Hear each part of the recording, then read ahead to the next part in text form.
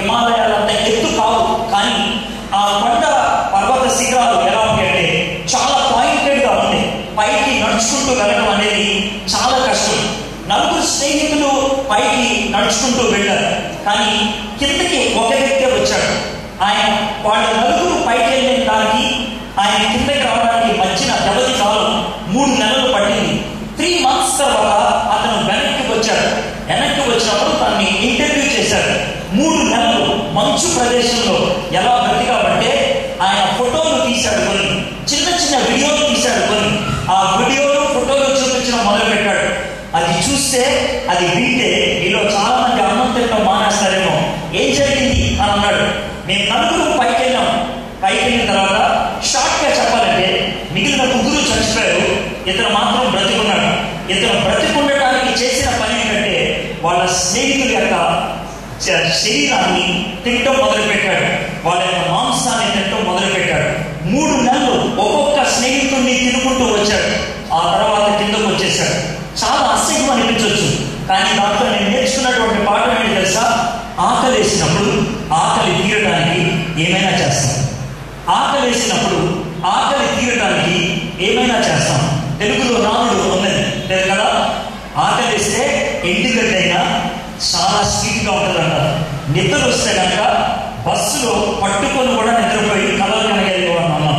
అది నిద్ర సుఖం ఎరగదు, ఆకలి రుచి ఎరగదు, అది మనకి తెలిసిందే. లోన ఉన్నటువంటి తపన అటువంటిది అయినప్పుడు దాన్ని నెరవేర్చుకోవడానికి సకల ప్రయత్నాలు చేస్తాం. కాస్త ఊరట కలిగితే, కాస్త అనుభూతి కలిగితే ఇదే కరెక్ట్ అని అనుకుంటాం. బహుశా ఈ మాటలు చెప్తూ ఉంటే మీకు కొన్ని పాటలు గుర్తొస్తూ ఉండొచ్చు. నాకు ఆకలి లేదు, ఇదేనేమో ప్రేమ. నేను అన్నం చూస్తుంటే నువ్వే కనపడుతున్నావు, ఇదేనేమో ప్రేమ.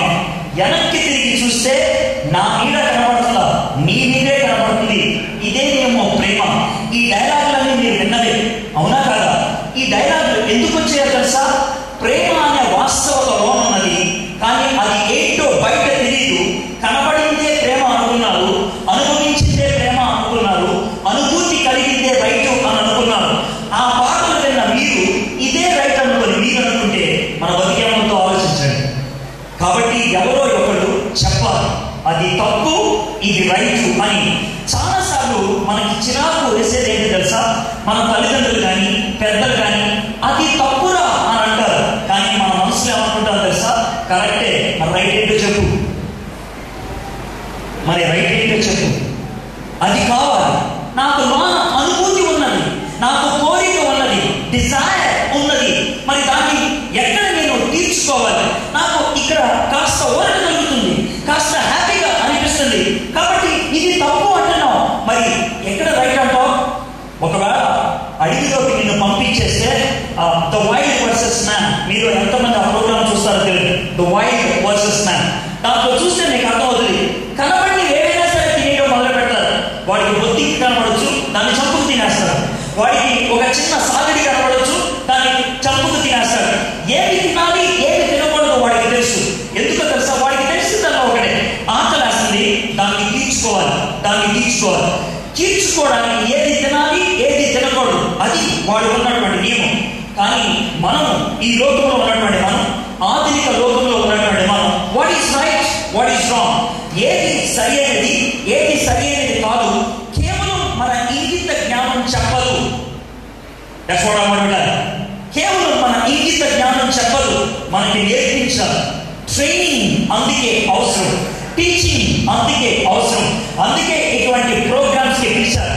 ఎక్కడైనా 10 కప్పలు వరుసగా కూర్చొని ఇంకో పెద్ద కప్ప ఒక రాయి కూర్చొని కింద ఉన్న కప్పలకి నేర్పించడం చూసారా?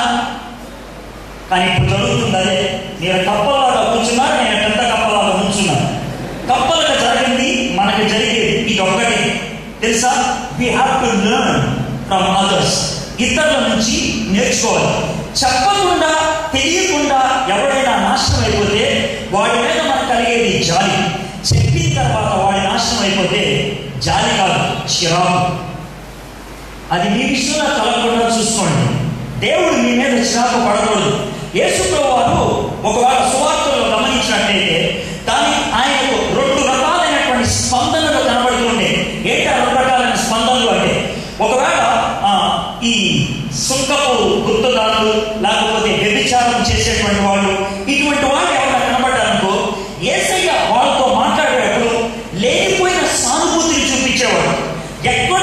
ఎక్కడో ఎవరికి అర్థం కానటువంటి ప్రేమ పదాలు ఉపయోగించేవాడు. అమ్మా, బాబు ఇలాగ మాట్లాడుతూ ఉండేవాడు. ఇది ఆయన లక్షణం అని అనుకుంటే అదే యేసయ్య.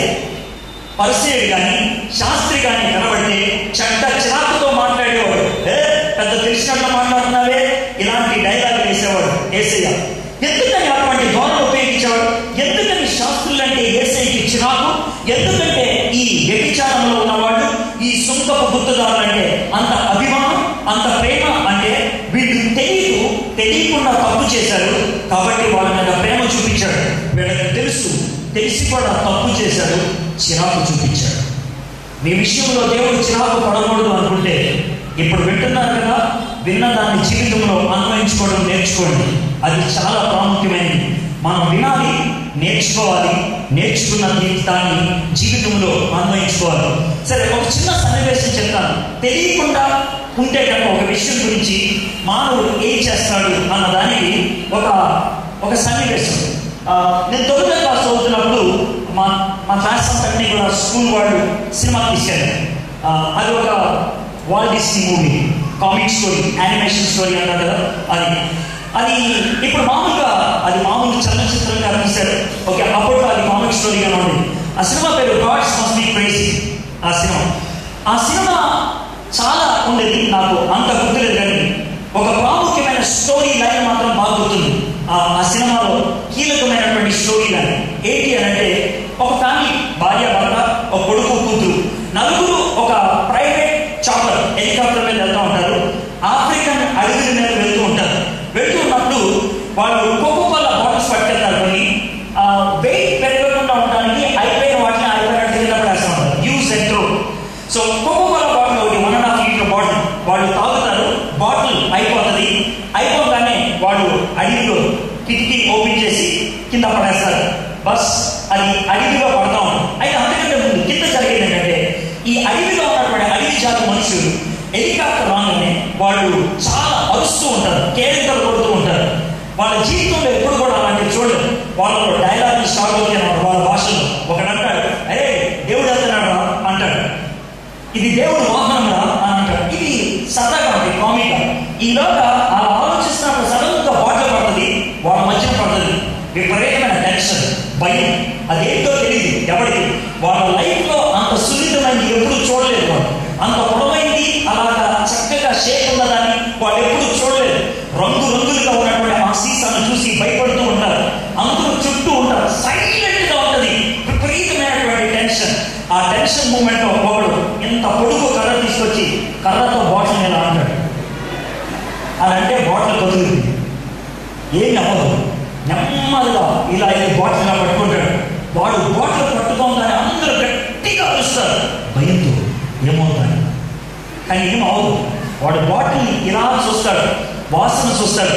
ఆ తర్వాత వాడు కూడా ఆనందాసరి ఎగరటం మొదలు పెడతాడు. ఇలా ఎగురుతూ ఉంటాడు. కొద్దిసేపటికి ఈ ఎగురుడు రిటమిక్గా ఉంటుంది అన్నమాట. ఆ రిటంలో బాటిల్ ఇక్కడికి వస్తా ఉన్నది, ఇలా వెళ్తా ఉంటుంది. బాటిల్ ఇక్కడికి వచ్చినప్పుడల్లా గాలి బాటిల్లోకి వెళ్ళి వేల సౌండ్ వస్తాడు, విజిల్ సౌండ్ వస్తుంది. ఆ విజిల్ సౌండ్ అంటే ఆలోచిస్తారు. వెంటనే వాళ్ళు అంటాడు, వాడు అరే ఇది దేవుడి విజిల్ రా అంటాడు.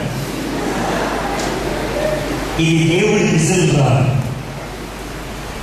ఇక స్టోరీ చెప్పుకుంటే ఈ రోజు అంతా అవుతుంది, చివరికి వచ్చేస్తాం. ఇలాగ చాలా పనులు చేసుకుంటూ వెళ్తారు.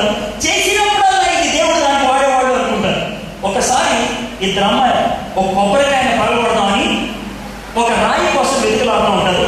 ఆ ఎత్తుకుతా ఉంటుంది. ఈలోగా అప్రయత్నంగా అంటే అన్కాన్షియస్ గా ఆమె రాయి తీసుకుందాం అనుకొని బాటిల్ పట్టుకొని పడుతుంది. బాటిల్తో కొబ్బరికాయ టాప్ అని పగులుద్ది. వెంటనే చెప్తుంది, ఇది దేవుడు కొబ్బరికాయలు పగలగొడతాడు. ఆ తర్వాత చాలా సీరియస్ సన్నివేశం.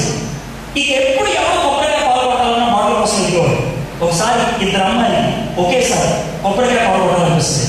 వాళ్ళిద్దరూ కొబ్బరికాయ కోసం కాదు, బాటిల్ కోసం కొట్టుకుంటారు. నాకే ఈ కొట్లాటలో ఒక అమ్మాయి చేతిలో బాటిల్ ఉంటుంది కదా, ఆ అమ్మాయి ఎదురమ్మాయి నెత్తి మీద పక్కన కొట్టింది, అలా పగిలిపోతుంది, రక్తం కాలుంది, కింద సొంతప్పి పడిపోతుంది.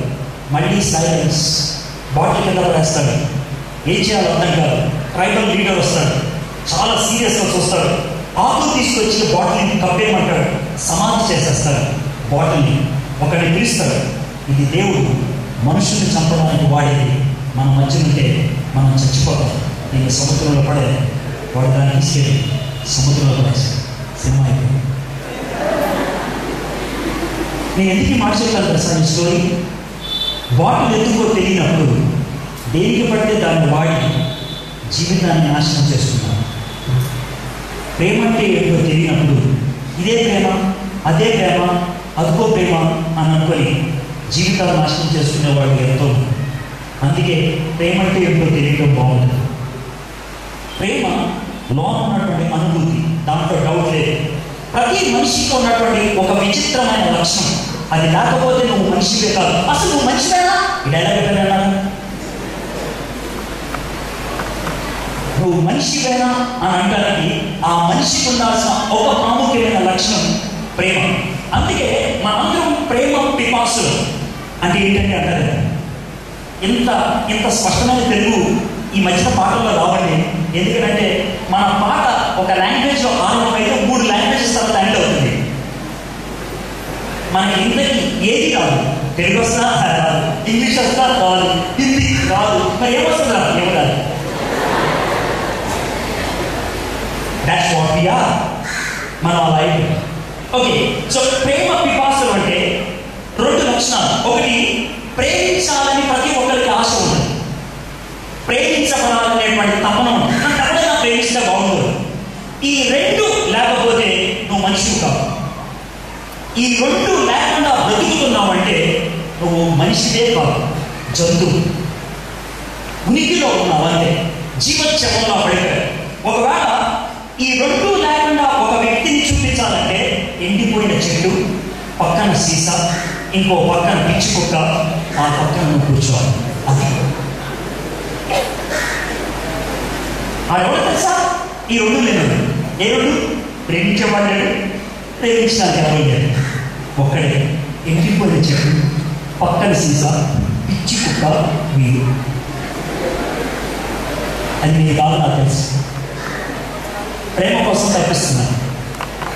సహజం, ప్రేమ ప్రతి మానవుని జీవితంలో భాగం అయిపోయింది. ఏ కంప్యూటర్లో అయినా 5 ఏళ్ళ 12 వస్తుంది.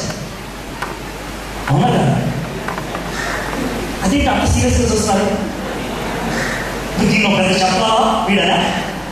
నేను ఎందుకు చెప్పాను తెలుసా మాట? ఏ కంప్యూటర్లో అయినా 5 ఏళ్ళ 12 వస్తుంది. ఎందుకు వస్తుందంటే కంప్యూటర్ని ఆ విధంగా తయారు చేస్తారు. అది మాకు తెలుసులే, మీ మనసులో అనుకునే మాట.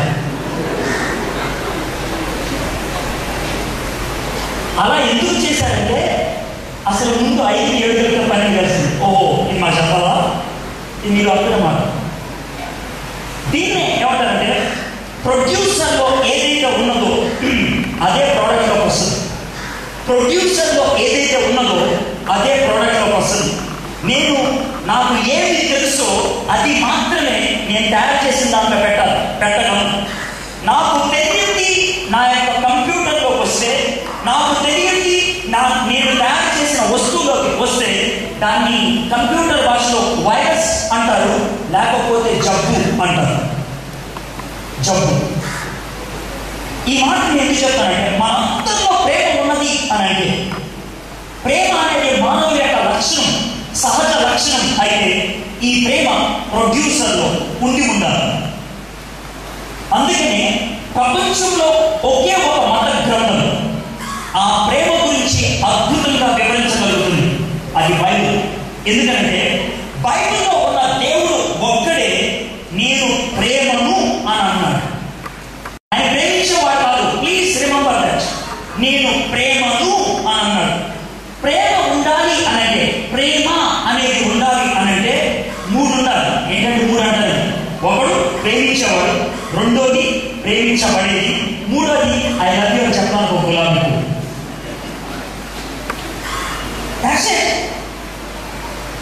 లేకపోతే సాధ్యం కాదు. లేకపోతే ఐ లవ్ యూ అని ఒక టెక్స్ట్ మెసేజ్, ఒక డయాగ్రామ్. ఈ 3 లేకపోతే ప్రేమ ఉండదు. ప్రేమించేవాడు, ప్రేమించబడేవాడు, ప్రేమను అందించడానికి మాధ్యమం ఉంటేనే ప్రేమ అనేది సాధ్యం. దేవుడు నేను ప్రేమ అయి ఉన్నాను అన్నాడు. అంటే ఈ మూడు ఆయన ఉన్నాయి. బైబిల్లో ఉన్న ఒకే ఒక దేవుడు త్రిత్వమై ఉన్నాడు. బైబిల్లో ఉన్న ఒకే ఒక దేవుడు త్రిత్వమై ఉన్నాడు. తండ్రి, కుమార, పరిశుద్ధాత్మ. యేసుక్రీస్తు ప్రభువారు మాట్లాడుతూ, తండ్రి ఈ జగత్తు పునాది వేయబడక ముందు నన్ను ఏ విధమైన ప్రేమతో ప్రేమించావో. ఆ మాట ఎందుకు చెప్పాడు తెలుసా? ప్రేమ శాశ్వతమైనది. ఎందుకంటే ప్రేమికుడైన దేవుడు శాశ్వతమైన వాడు కాబట్టి. హైందవులకి చెప్పలేదు. ఎందుకు తెలుసా? ఆదిలో ఉన్నది దేవుడు కాదు, అది ఒక కణం, ఒక గుట్టు, ఒక కణం, ఒక గుట్టు, లేకపోతే ఒక ఊహ, ఒక శబ్దం. ఓం. హైందవులు చెప్పలేదు ప్రేమ గురించి. హైందవులు వివరించలేదు ప్రేమ గురించి. ముస్లింలు చెప్పగలరా? చెప్పలేదు. అల్లాహకి 99 గుణగణాలు ఉన్నాయని రాసుకుంటారు. ఆయన కృప కలిగిన వాడు, ఆయన దయ కలిగిన వాడు, ఆయన కోపగించేవాడు, ఇలాగ 99 గుణగణాలు ఆయన గురించి రాస్తారు. కానీ ఒక గుణగణం ఆయనకి ఆపాదించదు. ఏంటి తెలుసా? అల్లా ప్రేమించేవాడు. ఎందుకు తెలుసా? ప్రేమించేవాడు అయితే కనుక ప్రేమ ఆయన తత్వం అయి ఉండాలి. ప్రేమ ఆయన తత్వం అయి ఉండాలంటే ఈ జగత్తు లేనప్పుడు ప్రేమించుకోవడానికి ఒక ముందు ఉండాలి. ఆయనకి ఆయన ఒక్కడే ఉంటే ప్రేమకు సాధ్యం ఉండదు. ఒకవేళ ఒక్కడే ఉంటే ఎటువంటి సీమ తెలుసా? ఎండిపోయిన చెట్టు, ఖాళీ సీసా, పిచ్చి కుక్క, మధ్యలో. బైబిల్లో ఉన్న దేవుడు అది కాదు. చాలా క్లియర్గా చెప్తాను. బైబిల్లో ఉన్న దేవుడు అది కాదు. ఆయన త్రిత్వం కాబట్టి ఆయన ప్రేమ అడిగినాడు. ఆ ప్రేమను మనకి అందించాడు. ఆ ప్రేమను మనలో ఇచ్చాడు. ప్రేమ అనే సిమ్ని మనలో పెట్టాడు. కాబట్టి సహజంగా మనలో ప్రేమ తత్వం ఉంటుంది. బట్ ప్రేమ ఎందుకు మనం తప్పుగా అర్థం చేసుకున్నాం? ఎందుకు అర్థం చేసుకున్నాం అంటే దేవుడు ప్రేమ అనే దాన్ని ఒకే రంగులో సృష్టించడం. ప్రేమకు రంగులు ఎక్కువ. కానీ మనం ఎప్పుడు ప్రేమ అనగానే ఒకే రంగులో ఆలోచిస్తాం. అది వచ్చిన ప్రాబ్లం. ప్రేమకి బైబిల్ ప్రకారం 4 రంగులు ఉన్నాయి. 4 రంగులు. ఈ 4 రంగులు ఏంటో అర్థం చేసుకుంటే ప్రేమను సరిగ్గా అర్థం చేసుకోగలుగుతాం. ఏంటా 4 రంగులు అని అంటారు? తెలుగులో కానీ, హిందీలో కానీ, ఇంగ్లీష్లో కానీ ప్రేమ అనేది ఒకే పదం. ప్రేమ లేకపోతే లవ్ ఒకటే మాట. కానీ ఆదిమ భాషలో, గ్రీక్, హిబ్రూ భాషల్లో ప్రేమకి 4 పదాలు ఉండేవి. ఆ 4 పదాలు ఎందుకని అంటే ప్రేమకు 4 రంగులు కాబట్టి. ఆ 4 రంగులు ఏంటో అర్థం చేసుకుంటే ప్రేమ విషయమై మనము తొందరపడలేము. ఐ లవ్ యూ అని నేనంటే మీరు టెన్షన్ పడిపోరు. ఎందుకు అని అంటే ఐ లవ్ యూ అని రకరకాలుగా అనొచ్చు, రకరకాల ఉద్దేశాలు అనొచ్చు. కానీ మీ ఉద్దేశంలో లవ్ ఒకటే. అందుకనే తొందరపడుతున్నారు. లవ్ అంటే ఇక్కడ ఒకటే. అందుకనే నిర్వచనము తెలియక ఇదే నాకు ఆకలేట్లేదు రేపు నుంచి, నేను ఎంత పడట్లేదు అని అనిపిస్తుంది. సో నిర్వచనంలో మొదటిది, ప్రేమలో మొదటి రంగు, దీన్ని గ్రీక్ భాషలో స్కార్జే అంటారు. స్కార్జే. ఇది ఏంటి అంటే మనం పుట్టంగానే మొదటిగా కోరుకునేది అమ్మను ఒక బిడ్డ గుర్తుపట్టేది ఎలా తెలుసా? స్వరాన్ని బట్టి కాదు, లేకపోతే మాటను బట్టి కాదు. మమ్మీని గుర్తుపట్టేది స్పర్శను బట్టి. The feel. Maruti car advertisement కొంతకాలం క్రితం వచ్చింది. అది చూస్తే స్కార్జే లవ్ నాకు బాగా అర్థమైంది. ఆ అడ్వర్టైజ్మెంట్ ఏంటంటే ఒక పెళ్లి జరుగుతూ ఉంటుంది. పెళ్లి జరుగుతూ ఉంటే ఒక బాబు, సంవత్సరం బాబు ఏడుస్తూ ఉంటాడు. ఆ బాబుని ఒకడు నవ్విద్దామని చాలా ప్రయత్నం చేస్తాడు. వాడిని కూడా తీసుకుంటాడు. ఇలాగ 10 మంది తీసుకుంటాడు. 10 మంది తీసుకుని వాడిని బెలూన్ మూసి పెడతారు, అది చేస్తారు. ఏది చేసినా వాడు ఏడుపు మానం. ఈలోగా ఒక అమ్మాయి వస్తుంది, కొంచెం పెద్దగా ఉంటుంది అమ్మాయి.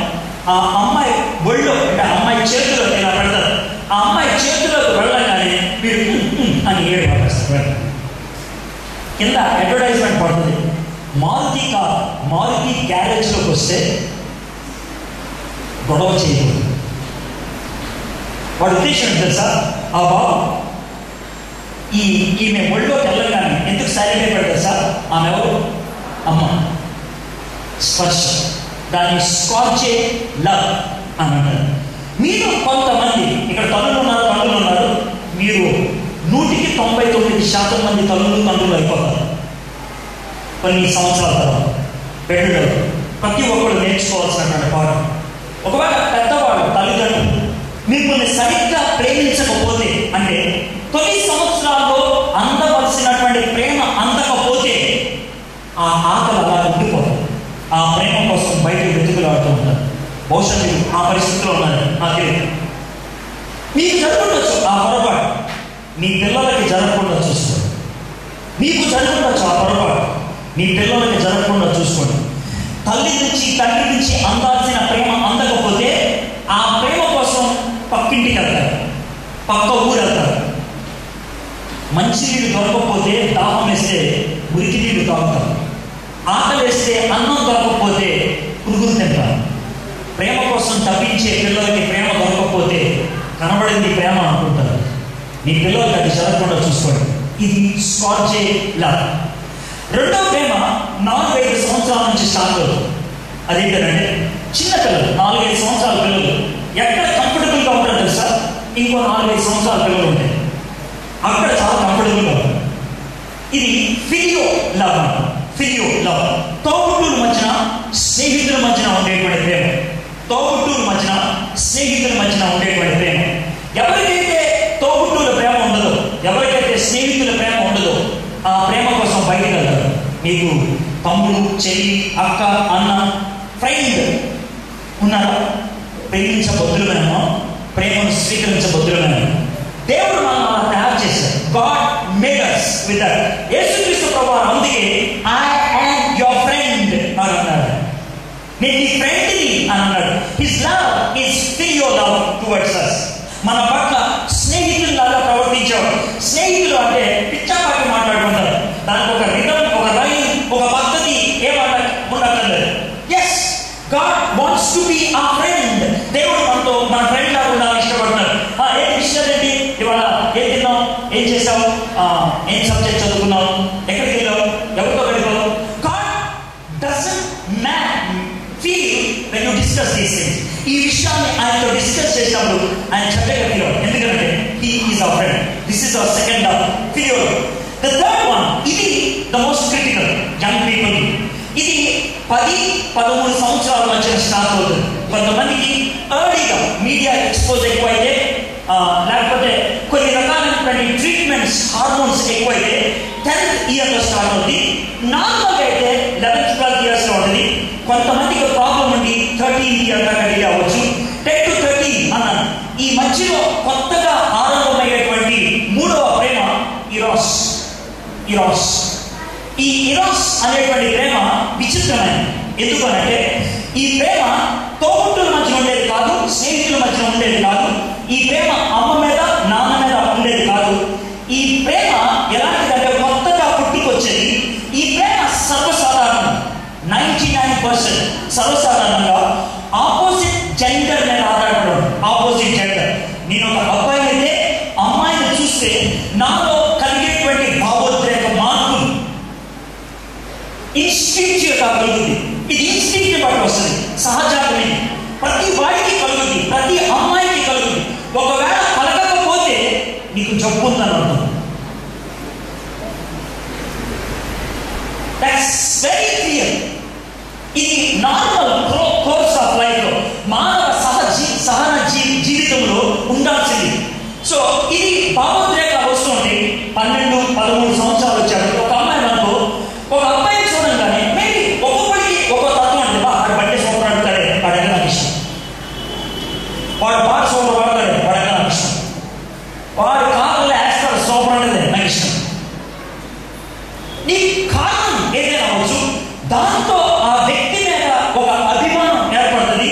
ఆ అభిమానం కాస్త ఇట్ గోస్ బియాండ్.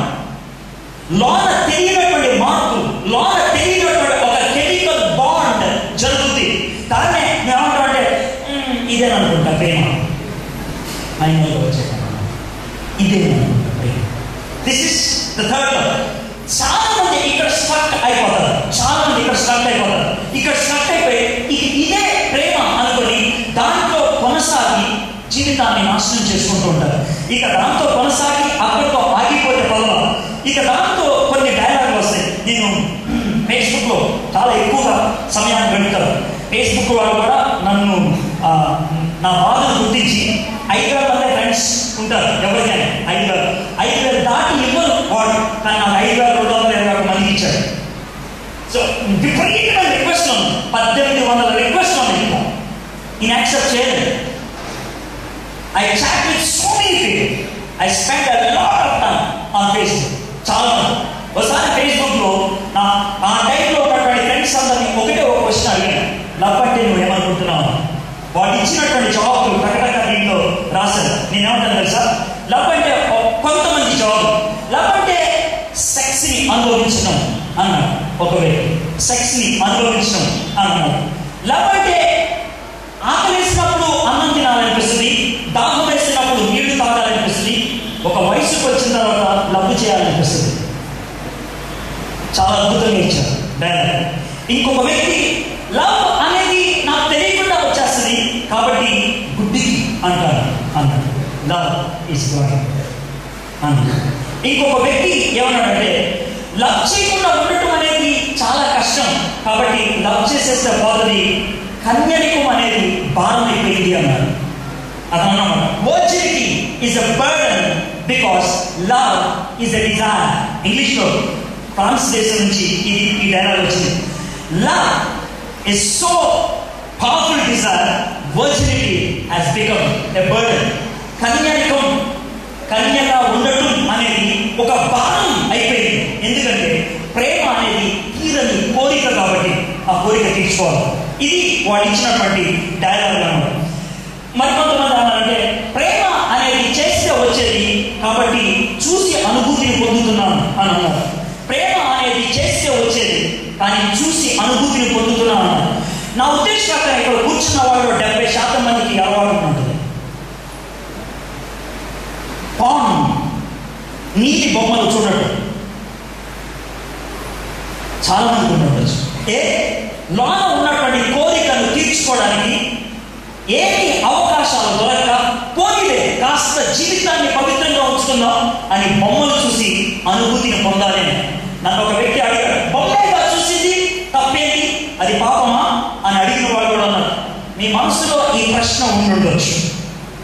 ఎవరినో ఒకరిని అడగాలి, ఎవరో ఒకరు చెప్పాలి. ఏమండి ఇలాంటి విషయాలు చర్చిలో డిస్కస్ చేయాలా? బైబిల్లో మాత్రమే సెక్స్ యొక్క పవిత్రత గురించి అభివర్ణించాడు కాబట్టి ఇది చర్చిలోనే డీల్ చేయాలి, బయట కాదు. ఇది శాస్త్రానికి సంబంధించింది కాదు, జీవితానికి సంబంధించింది. ఇది పవిత్రతకు సంబంధించింది కాబట్టి దీన్ని ఇక్కడే బోధించాలి. యేసు ప్రభువారు ఒకవేళ ఒక పాపం గురించి అతి ఎక్కువగా మాట్లాడాడు అంటే అది ఏ పాపం గురించి తెలుసా? సెక్స్ గురించి.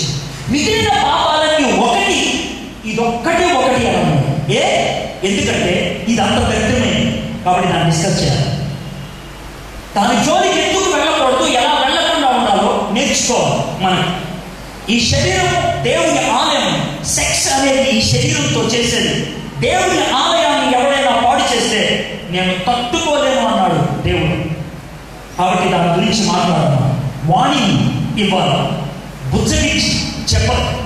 కాబట్టి ఇరాస్ గురించి కొంచెం ఎక్కువ టైం చెప్తారు. ఇరాస్ లవ్ విషయంకి వచ్చేప్పటికి దేవుడు మనుషులకి కొన్ని ప్రత్యేకతలు ఇచ్చాడు. ఏంటా ప్రత్యేకతలు అంటారు?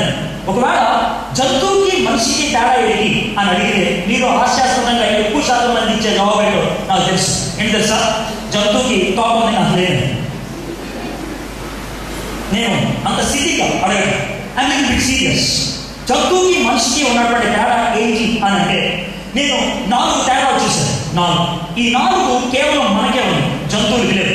ఏంటి ఆ 4 అని అంటే మొదటి చాలా సింపుల్గా చెప్పాలంటే నా పని కనబడలేదు, అది కలవదాలు వేసుకున్నాను.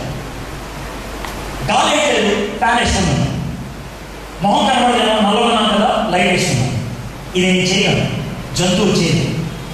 లేని దాన్ని సృష్టించగలను, లేని దాన్ని తెచ్చుకోగలను. దీన్నే సృజనాత్మకత అంటారు, క్రియేటివిటీ.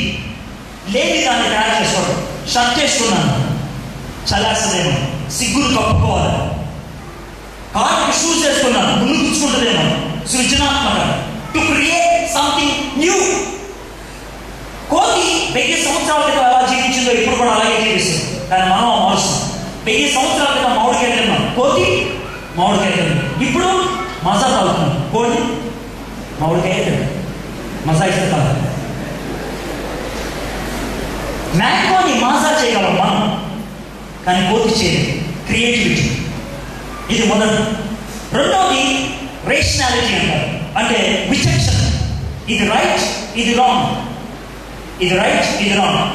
ఆ తారతమ్యాన్ని మనం చెప్పగలం, మిగిలిన చెప్పగలం. మూడోది మొరాలిటీ, నైతికత్వం. నైతికత్వం అనే దాన్ని ఎలా చెప్పగలం? Johnny what papa, eating sugar, no papa, telling lies, no papa, open your mouth, good papa. ఈ రైట్లో ద మెయిన్ ఈవెంట్ ఏంటో సార్, ద మెయిన్ స్ట్రెస్ ఏంటో సార్, జానీ పంచదార తిన్నాడు. వాడు నోరు తెరవమన్నప్పుడు పంచదార నోట్లోంచి బయటికి కనబడింది. ఇక ఏడవలాగా నవ్వాడు.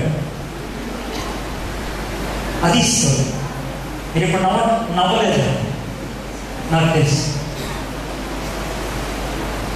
అది చాలా సెంటిమెంటల్ రైట్. అర్థం కాదు మనం అలా మార్చాం. చాలా సెంటిమెంటల్ రైట్. మనలో చాలా మంది ఏడవలాగా నవ్వుతారు. ఎందుకు చెప్పడం? మీరు ఇందాక స్కిట్ వేస్తూ ఉంటే వాళ్ళిద్దరూ ప్రేమలో పడ్డారు అని చూపించుకోవడానికి కింద పడిపోయారు. అందులో అప్పుడు ఆ టైంలో మీ ముఖాన్ని చూస్తున్నాను, వాళ్ళు చూడలేదు. మీలో ఒకలాంటి నవ్వు వచ్చింది. ఆ నవ్వు జోకులు చూసి కాదు, లోనున్న టెన్షన్ని ఆపుకోవడానికి.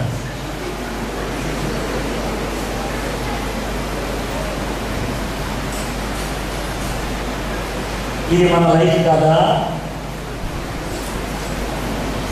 ఇది మన లైఫ్ కాదా? మనలో చాలా మంది ఏడవలసిన టైంలో నవ్వుతాం, నవ్వాల్సిన టైంలో ఏడుస్తాం. That's our life. మొరాలిటీ, మన నైతిక ధర్మం. మనలో తప్పు, ఇది తప్పు అని చెప్పగలిగే సామర్థ్యతను లోన పెట్టాడు దేవుడు. మొరాలిటీ. 3 అయిన. 4ది ఫ్రీ విల్, స్వేచ్ఛ. కుక్కలు కూడా స్వేచ్ఛ అడిగిలో తిరిగి కానీ మనమా ఇంట్లోంచి అడిగిలో పోగడాలి, అడిగిలోంచి ఇంట్లో పోగడాలి. కుక్క ఏం కావాలంటే అది తింటది, అంతే. అది తింటది, మనం తినకుండా కూడా ఉండగలం. కుక్కకి ఆకలిస్తే దాని ముందు అన్నం పెట్టి ఏం చేస్తుంది? కపటా తీసేసేది బస్, ఇంకా వేరే. మన లైఫ్లో చాలాసార్లు ఇది జరుగుతుండొచ్చు. ఏంటి తెలుసా? మన ముందు మనకి ఇష్టమైన ఆహారం ఉంది, మనకి ఆకలి ఉంది, అగొత్తను అన్న సన్నివేశాలు ఉంది. అది కోపం కావచ్చు, లేకపోతే ఉపవాసం కావచ్చు, ఏదైనా అవ్వచ్చు. కోపాన్ని వ్యక్తపరిచి అర్థమవుతూ మన ఆహ్లాసం అని నియంత్రించుకునే శక్తి మనకుంది. నా వాంట్ ఎంఫసైజ్ దిస్. నియంత్రించుకునే శక్తి మనకున్నది. దేవుడు నియంత్రించుకునే శక్తిని మనలో మాత్రమే పెట్టాడు. The ability to say no, the ability to control, the ability to control. నాకు వద్దు అంటే ఆపుకోగలను. నాకు వద్దు అనే తత్వం దేనికున్నదో తెలుసా? జంతువుకు, మనిషికి. నువ్వు మనిషివి, నాకు వద్దు అంటే నువ్వు ఆపుకోగలవు. నేను ఆపుకోలేకపోతున్నానంటే నీకేమి లేదని, నియంత్రించుకునే శక్తి లేదని. ఒకవేళ అది లేకపోతే నీలో ఉన్నటువంటి మానవ తత్వము కృషించుకో. దేవుడు అది మనలో పెట్టాడు. దట్ నంబర్ 1, నియంత్రించుకునే శక్తి. రెండోది రేషనల్, విచక్షణ పెట్టాడు. ఈ 2 పెట్టిన తర్వాత దేవుడు మనల్ని నమ్మి జాగ్రత్త. దేవుడు మనల్ని నమ్మి ఇరాస్ అనే ప్రేమ ఇచ్చాడు. ఇచ్చి 13 ఏట ఇచ్చాడు అంటున్నాం ఈ ప్రేమ. కానీ ఈ ప్రేమను ఎప్పుడు అనుభవించమన్నాడు తెలుసా? నీకు పెళ్ళైన తర్వాత భార్య భర్తల మధ్య ఉండాల్సినటువంటి ప్రేమ ఇరాస్. ఈ ప్రేమ పవిత్రమైనది. హెబ్రీయులకు రాసిన పత్రిక 13వ అధ్యాయం. వివాహం అన్ని విషయాల్లో అక్కడ తెలిసింది. ఆ తర్వాత పెండ్లి పాన్పు నిష్కలంకమైనది. అంటే స్పష్టమైన భాషలో చెప్పాలంటే, నేను పవిత్రంగా ఉండాలి, నేను పెళ్లి చేసుకునే వ్యక్తి పవిత్రంగా ఉండాలి, మేము గడిపేటువంటి తొలి రాత్రి పడక పవిత్రం అవ్వాలి. పాన్పు నిష్కలంకమై ఉండాలి. The erotic love should be Holi. That's what God said. ఈ ప్రేమ పవిత్రంగా ఉండాలి అని. కాబట్టి నియంత్రించుకోవాలి. అప్పుడు దాకా నియంత్రించుకోవాలి. కోరిక పుడుతుంది, ఆశ పుడుతుంది, సహజం. కానీ నియంత్రించుకోవాలి. ఎందుకు నియంత్రించుకోవాలంటే దేవుడు చెప్పాడు, దట్ ఈస్ ఫర్ దట్. ఈ ప్రేమ దానికోసం పెట్టాను, ఈ ప్రేమ అక్కడ అనుభవించాలని పెట్టాను. రీజన్ ఇచ్చాను, ఫ్రీడమ్ ఇచ్చాను, విచక్షణ ఇచ్చాను, ఏది రైట్ ఏది రాంగ్. రెండోది, చాలా మంది అన్నం తినొచ్చా అని అడుగుతారా? ఒకవేళ ప్రశ్న సమయం, మొదటి ప్రశ్న ఏమండి, రోజుకు 3 సార్లు నీళ్ళు తాగాలనిపిస్తుంది, తాగొచ్చంతగా? అవుతున్నారే. నాకు రోజు పొద్దున్నే కాలేజ్కి వెళ్ళాలనిపిస్తుంది, వెళ్ళొచ్చంటారా? అవుతున్నారే. ఎందుకు అవుతున్నా? I'm very serious. Why are nodding? ఎందుకు అవుతున్నారు? ఒకవేళ ఇటువంటి ప్రశ్న వేస్తే అవుతారు మీరు? ఎందుకు అవుతున్నారు? నాకు తెలిసి మీరు ఎందుకు అవుతున్నారు? అది ప్రశ్న. బుద్ధి జ్ఞానం లేదా? మనిషి అన్నా మీరు తాగాలనిపిస్తుంది, స్టూడెంట్ అన్నా కాలేజీకి వెళ్ళాలి. So right. అయితే మీరు ఎవరన్నా ప్రేమించవచ్చా అని అడిగారు మీరు, అవుతారు? మాకు ఏం జవాబు చెప్తారు?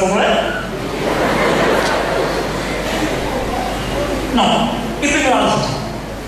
అన్నం తినొచ్చా అంటే దానికోసం కదా ఆన్సర్ కోసం ఎదురు చూడరు. ప్రేమించవచ్చా అంటే ఎదురు చూస్తారు. ఎందుకు తెలుసా? మనకి ఎప్పుడైతే ఆ ఫీలింగ్ వస్తుందో లాంగ్ నుంచే ఒక ప్రశ్న వస్తుంది, ఇది రైట్ కాదేమో. అందుకేనండి,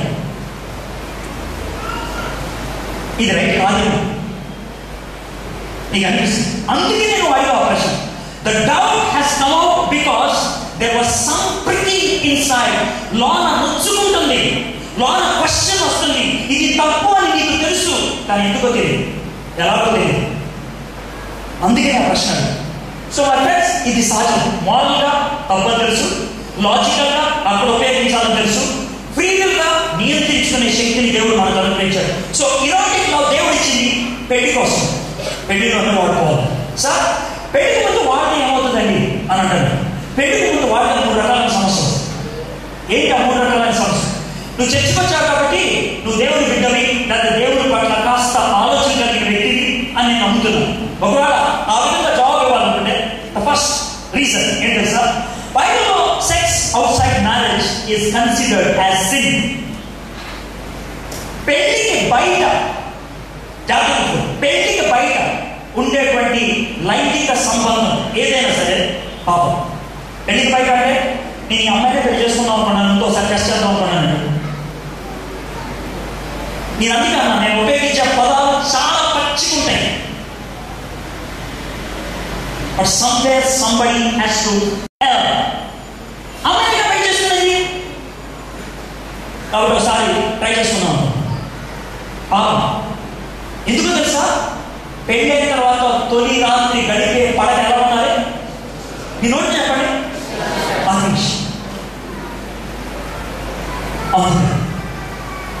పవిత్రమే. సో అపవిత్ర పరిచయం. God hates that. God hates that. That's the reason number 1. Spiritual గా it is sin. Spiritual గా it is sin.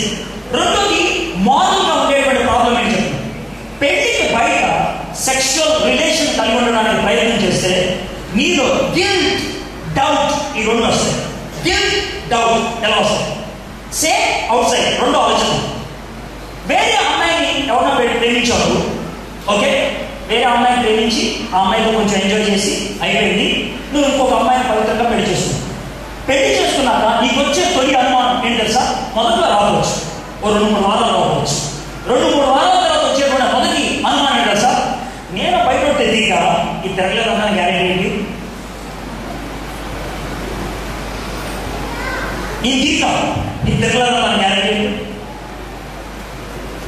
ఆ అనుమానం వచ్చిందనుకోండి, నీ బతుకు నాకని ఏ అంటాను? ఎవరితో చెప్పుకోలేదు, ఎవరు చెప్పుకుంటా అని చెప్పుకోవా?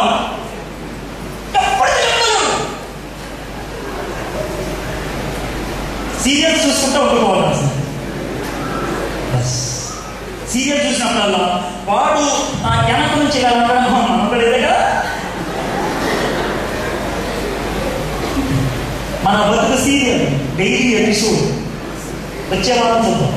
బస్ మన బతుకు moral you have this problem. ఒకవేళ సేమ్ అమ్మాయి, ఆ అమ్మాయిని ముందు అనుభవించావు, ఆ అమ్మాయిని పెళ్లి చేసుకున్నాం, సేమ్ డౌట్, ఇది నాతోనే ఉందా ఇంకెవరితోనే ఉందా? పెళ్లికి ముందు నేను రమ్మంటే వచ్చేసింది అంటే నీకు చీప్ అయితే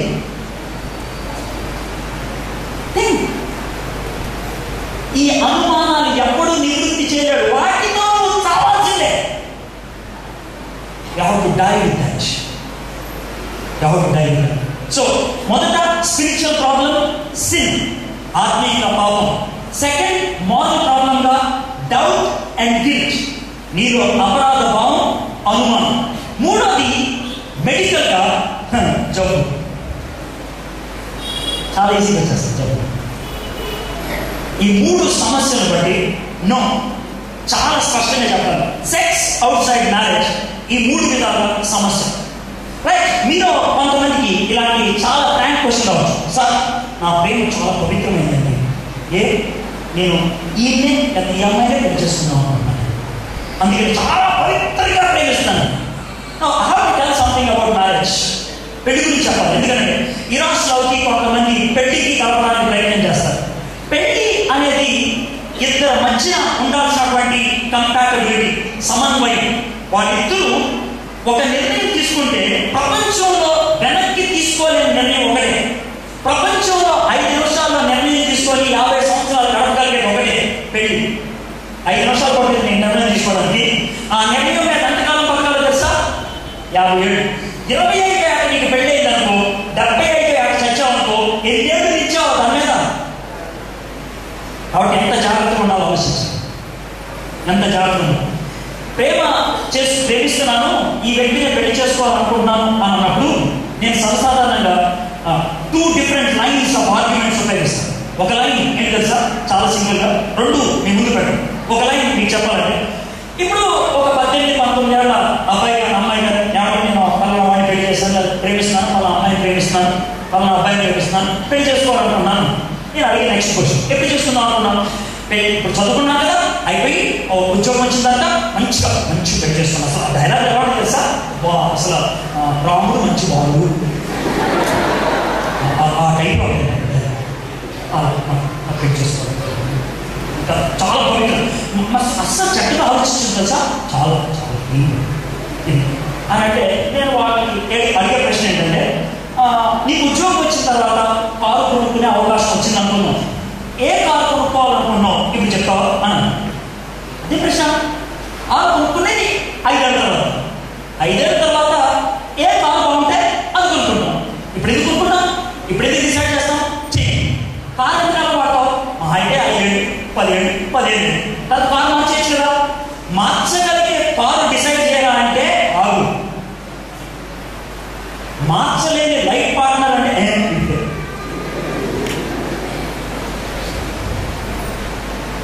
ఎంత బుద్ధిగా ఆలోచించాడు. బుద్ధి కలిగిన వాడైతే అప్పుడు ఆలోచిద్దారా అని అని అంటారు. 3 కారణాలతో మన వాళ్ళు ప్రేమలో పడతా ఉంటారు. 3 కారణాలు. ఒకటి, బాహ్యంగా కనబడేటువంటి గ్లామర్. డబ్బు కావచ్చు, అందం కావచ్చు, హోదా కావచ్చు. గ్లామర్ని బట్టి కొంతమంది పడిపోతూ ఉంటారు. గ్లామర్ని బట్టి ఎవరినైనా ప్రేమించడం మొదలు పెడితే వచ్చే ప్రాబ్లం ఏంటి తెలుసా? ఒకవేళ ఈ రెండింటిలో ఏదో ఒకటి చదవచ్చు.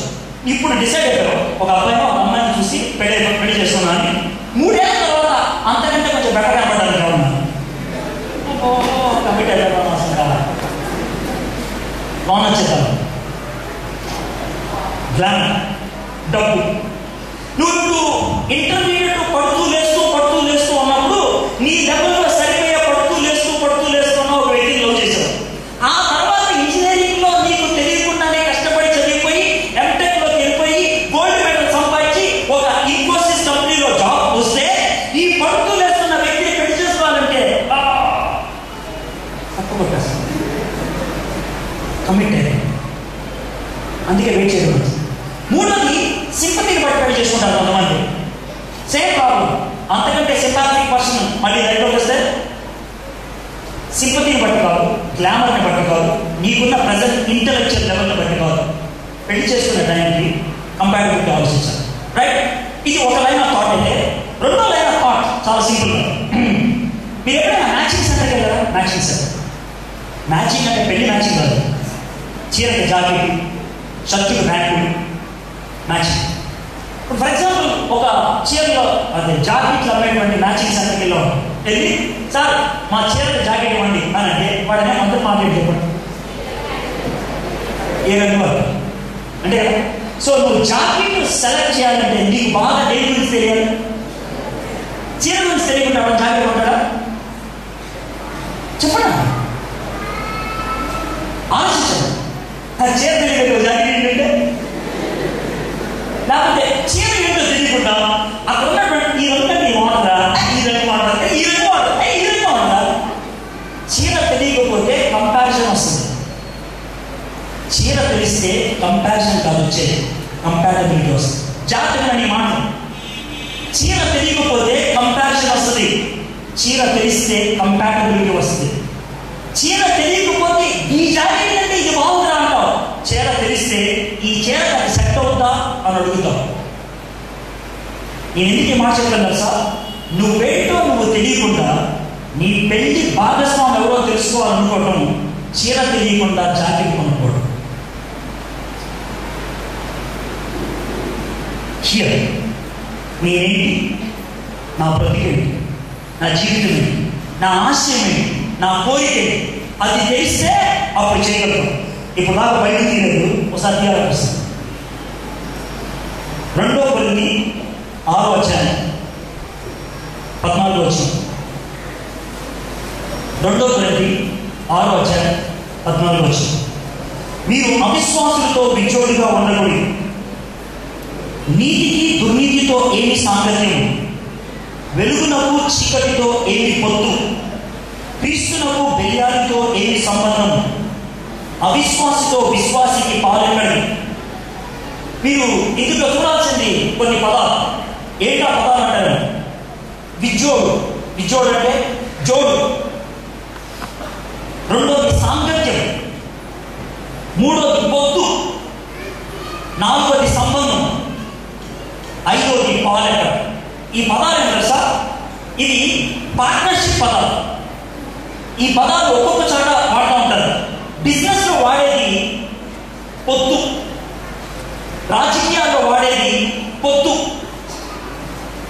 సాంగత్యము అనేది ఫ్రెండ్షిప్లో వాడేది. అరే వాడతానికేంట ఫ్రెండ్షిప్, దాంతోనికేంట సాంగత్యం, ఇది ఫ్రెండ్షిప్లో వాడేది, సోషల్గా వాడేది.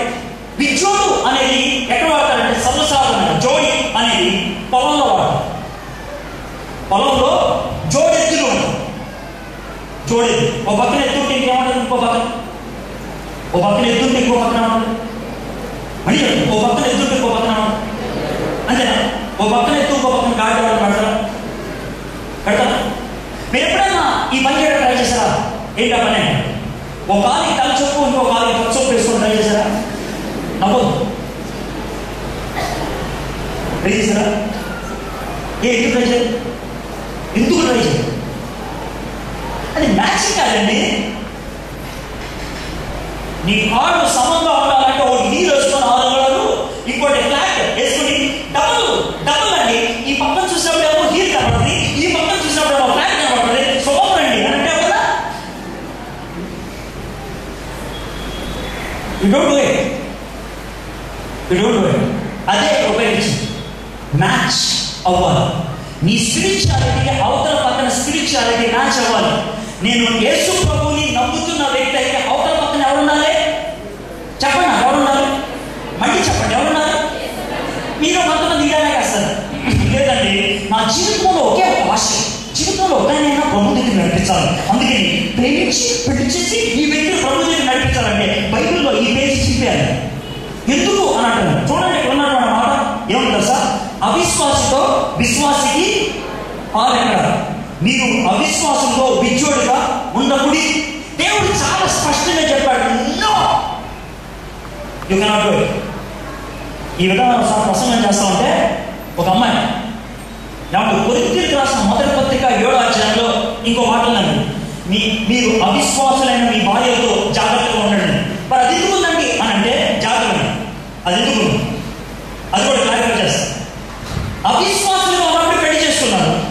అంటే నేను అవిశ్వాసిని, నా భార్య అవిశ్వాసి, పెళ్లి చేస్తున్నాం. పెళ్ళైన తర్వాత దేవదాస్ గారు ప్రసంగం చేశారు, నేను మారు మనసు పొందాను. నా భార్య వదిలేరా? అది పెళ్ళైన తర్వాత మీరు ఏమైనా మార్పు చెందితే వదిలేదు, బాగుందండి. పెళ్లి కాకముందు నిర్ణయం తీసుకోవాల్సి వస్తే ఇది నేను విశ్వాసిని పెళ్లి చేస్తున్నాను. నేను విశ్వాసిని అవిశ్వాసిని పెళ్లి చేసుకొని విశ్వాసి చేద్దాము అని అనుకుంటే నువ్వేమో విశ్వాసి చేద్దాం అనుకుంటారు, ఆ వ్యక్తి ఏమో నిన్ను అవిశ్వాసి చేద్దాం అనుకుంటారు. ఎవరు ఎక్కువగా సక్సెస్ఫుల్ అవడానికి ఛాన్స్ ఉంది? మీరా వాళ్ళే. సో ఎక్కువ శాతం మన జీవితాల్లో జరిగేది అదే. కాబట్టి దేవుడు చాలా స్పష్టంగా చెప్పాడు, దిస్ ఈస్ ద చాయిస్ అన్నాడు. సో ఈ విధమైనటువంటి నిర్ణయాలు ఎప్పుడు తీసుకోగలమో తెలుసా? మన మనస్సు పరిపక్వత చెందిన తర్వాతే. కాబట్టి ఒకవేళ సార్ మాకు ఏం చెప్పండి అంటే నేను ఏమన్నా సార్ 20-21 దాకా మీ పెళ్లి గురించి మీరు ఆలోచించాల్సిన అవసరం అదలా ఆలోచించాలి. 20 ఏళ్ళ ఆలోచించాలి. అప్పటికి ఒక ఐడియా బాంబు పడిపోయింది, సత్యం. Okay right. అప్పుడు పరిపక్వత కలుగుతుంది. దాన్ యూ కెన్ థింక్ ఎటువంటి వ్యక్తిని పెళ్లి చేసుకోవాలి. So this is ఇరాస్ love. So దేవుడు ఈ ఇరాటిక్ లవ్ పెట్టి ఇది ఎప్పుడు అనుభవించాలి, ఎక్కడ అనుభవించాలి, ఎలా అనుభవించాలి చాలా స్పష్టంగా చెప్పాడు. This is the third love. Fourth love చెప్పి బైబిల్ నుంచి ఒక క్విక్ ఎగ్జాంపుల్. అంటే ఈ 3 ప్రేమలు ఏ ప్రేమ? స్కార్జే, ఫిలియో, ఇరాస్. ఈ 3 ప్రేమలు చక్కగా స్పష్టంగా చూపించినట్టు ఒక వ్యక్తిని మీ ముందు చిన్న స్టోరీ లాగా చెప్పి ముగిస్తాను. బట్ టెక్నికల్గా ఫోర్త్ లవ్, 4వ ప్రేమ. ఈ ప్రేమ అగాపే. అగాపే అనేది దేవుడు మనల్ని ప్రేమించేటువంటి ప్రేమ. మొదటిది అమ్మ నాన్నలు ప్రేమించేది, రెండోది తోబుట్టులు ఫ్రెండ్లు ప్రేమించేది, మూడోది చెలికాడు చెల్లి ప్రేమించేది, నాలుగోది దేవుడు ప్రేమించేది. Fourth love. అయితే మనకి లవ్ అనగానే 3 ఒకటే కనబడుతుంది, అది కాదు. ఫోర్త్ లవ్ ఎప్పుడైతే మన లైఫ్లోకి వస్తుందో, ఆ ప్రేమను ఎప్పుడైతే అనుభవిస్తామో అప్పుడు మిగిలిన 3 ప్రేమలు సెట్ అవుతాయి. ఇన్ఫాక్ట్ జాగ్రత్త, ప్రతి మానవుడిలో ఉన్నటువంటి తపన ఈ 4వ ప్రేమ గురించి. అది ఎగ్జాంపుల్. దావీదుకి ఒక కొడుకు ఉండేవాడు. వాడి సొంత చెల్లి మీదే ప్రేమ పుట్టుకొచ్చింది. ఇరాస్ లవ్ పుట్టుకొచ్చింది. అయితే ఎవడో దిక్మానుడు ఒక చెత్త సలహా ఇస్తాడు. ఏమో తెలుసా, నీకు జబ్బు ఉన్నట్లు ఫీల్ చేయకుండా అప్పుడు ఆమె వచ్చి రొట్టె చేయాలని చెప్పి అన్నాడు. ఎదురుగా ఆమె రొట్టె చేస్తా ఉంటుంది. వీడైతే అమ్మాయిని రేప్ చేస్తాడు. కానీ బైబిల్ ఆ విషయం సన్నివేశాన్ని వివరిస్తూ ఒక మాట నాకు చదివినప్పుడు చాలా చాలా చాలా టెన్షన్ అనిపించింది. ఏం తెలుసా, ఆ వ్యక్తి విపరీతంగా అమ్మాయిని ప్రేమించాడు. ఆ విధంగా అమ్మాయిని రేప్ చేసిన తర్వాత ఎంతగా ప్రేమించాడో దానికంటే ఎక్కువగా ద్వేషించాడు. అది ప్రేమ కాదు, మోహం, తపన, ఇన్ఫాక్చుయేషన్ అని అంటారు. అది చాలా మందిలో ఉంటుంది. ఒక కోరిక, శారీరకమైన సంబంధం. ఇది ఇరాస్, ఇది దేవుడిచ్చింది. కానీ దీన్ని ఎప్పుడు మనం ఆనందించగలుగుతాం అంటే when we have that inside love. ఆ ప్రేమ ఏంటి అని అంటారు. 1 కొరింథీ 13వ అధ్యాయం 4, 5, 6 వచనాల్లో ఆ ప్రేమకు నిర్వచనాన్ని ఇచ్చారు. అదేంటి చూద్దాం. ప్రేమ దీర్ఘకాలం సహించును, దయ చూపించును, ప్రేమ మత్సరపడదు, ప్రేమ డంబముగా ప్రవర్తింపదు, అది ఉప్పొంగదు, అమర్యాదగా నడవదు, స్వప్రయోజనము విచారించుకొనదు, త్వరగా కోపపడదు, అపకారము మనసులో ఉంచుకొనదు, దుర్నీతి విషయమై సంతోషపడక సత్యమునందు సంతోషించును, అన్నిటినీ తాడుకొనును, అన్నిటినీ నమ్మును, అన్నిటినీ నిరీక్షను, అన్నిటినీ ఓర్చును. నేను బయట ఇంకొక తెలుగు వర్షన్లో ఇవే మాట ఎలా ఉన్నాయో చూస్తానే. ప్రేమలో సహనం ఉంది, ప్రేమలో దయ ఉన్నది, ప్రేమలో ఈర్ష్య లేదు, అది గొప్ప చెప్పుకోదు, దానిలో గర్వం లేదు, దానిలో క్రూరత్వం లేదు, దానిలో స్వార్థం లేదు, దానికి ముక్కు మీద కోపం ఉండదు, అది తప్పులు ఎంచదు, ప్రేమ చెడ్డల గురించి ఆనందించదు, అది సత్యాన్ని బట్టి ఆనందిస్తుంది, ప్రేమ అన్ని సమయాల్లో కాపాడుతుంది, అది అన్ని వేళలా విశ్వసిస్తుంది, ఆశను ఎన్నటికీ వదులుకోదు, అది ఎప్పుడు సంరక్షిస్తుంది. మీరు ఒకవేళ లవ్లో పడ్డాను అని అంటే అసలు ఫస్ట్ ఆఫ్ ఆల్ పడతాం అని అంటే రాంగ్.